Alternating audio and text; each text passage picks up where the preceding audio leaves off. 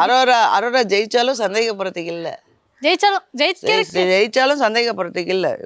நீங்க வாய் முகூர்த்தம் நீங்க சொன்ன நேரமா சாண்ட்ரா எலிமினேட் ஆனாங்க. நீங்க சொல்லிட்டு போனீங்க மேம், இப்போ திருப்பி சாண்ட்ரா டைட்டில் வின்னர் ஆயிட்டா என்ன பண்ணுவீங்க? இதை இப்ப கிளம்பிடுவா பாரு அப்படின்னீங்க. இல்ல இப்ப இந்த எல்லாரும் பேச ஆரம்பிச்சிட்டாங்க. அரோராக்கு விஜய் டிவி சப்போர்ட் பண்ணுது, ஓட்டிங்ல இஷ்யூ இருக்கு, அந்த பொண்ணுக்கு மட்டும் தனி ப்ரிஃபரன்ஸ், அவ பண்ண தப்ப மறைக்க பாக்குது அப்படின்ட்டு நிறைய சப்போர்ட் பண்றதை மக்கள் நோட் பண்ண ஆரம்பிச்சிட்டாங்க. ஸோ அனுப்புறதுக்கு வாய்ப்பு இருக்கு. அனுப்பலைன்னா ஜெயிக்க வைக்கிறதுக்கு வாய்ப்பு 1000 டைம்ஸ் இருக்கு. பிக் பாஸ் டீம் தான் ஒண்ணு அனுப்பிச்சிடுவாங்க, இல்லையா டைட்டில் கொடுத்து அனுப்புறாங்க. ரெண்டே ஆப்ஷன் தான். அதர்வைஸ் நார்மலா அன்அஃபிஷியல் ஓட்டிங் பிரகாரம் பார்த்தீங்கன்னா திவ்யா ஃபர்ஸ்ட், சபரி செகண்ட், விக்ரம் தேர்ட்ல இருக்கு.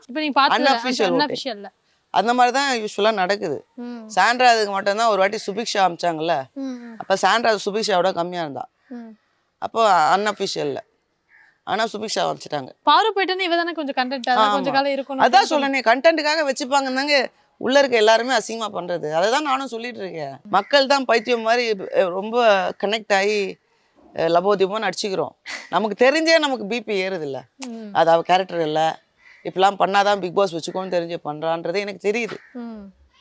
அவளுக்கு வேண்டியது காசு, அதுக்கு வந்துட்டு அவள் பண்றா. அசிங்கமாக பண்ணாதான் அவன் வச்சுப்பான்.